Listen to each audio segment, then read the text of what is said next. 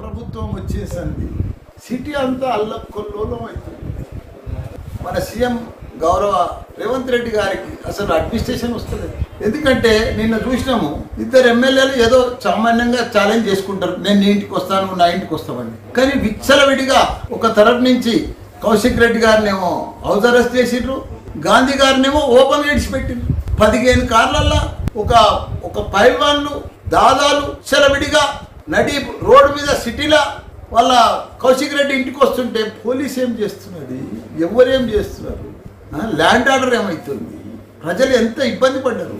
నిన్న ప్రజలంతా ఆ కాలనీ వాసులు కానీ ఆ రోడ్ల మీద కానీ అంత వందల మందిని వేసుకొని వచ్చి గాంధీ గారు అక్కడ ఒక ఎమ్మెల్యే మీదకి వస్తుంటే పోలీసు ఆపాలి కదా, ముందే అరెస్ట్ చేయాలి కదా. వస్తుందని తెలుసు కదా, టీవీలలో వస్తూనే ఉంది. ఇంకా 4 కిలోమీటర్లు అయితే వస్తుంది కౌశిక్ రెడ్డి ఇల్లు, ఇంకా 3 కిలోమీటర్ల దూరంలో ఉండే గాంధీ అని పేపర్ టీవీలలో చెప్తూనే ఉన్నారు.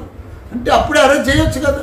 అంటే ఆయన ఇంటి మీదకి పోవాలి, గుడ్లతో కొట్టాలి, రాళ్లతో కొట్టాలి, అద్దాలని వలగొట్టాలి, ఇదంతా దౌర్జన్యం జరగాలి, అప్పుడు పోలీసు వచ్చి అరెస్ట్ చేస్తారు. ఒక ఎమ్మెల్యే మీద, ఒక ప్రజాప్రతినిధి మీద ఇంత దౌర్జన్యం సిటీలో కూడా జరుగుతుంటే ఎట్లా ప్రజాస్వామ్యం, ఎట్లా ఇందిరమ్మ రాజ్యం, ఎట్లా వీళ్ళు పరిపాలిస్తున్నారు, ఏం చేస్తున్నారు?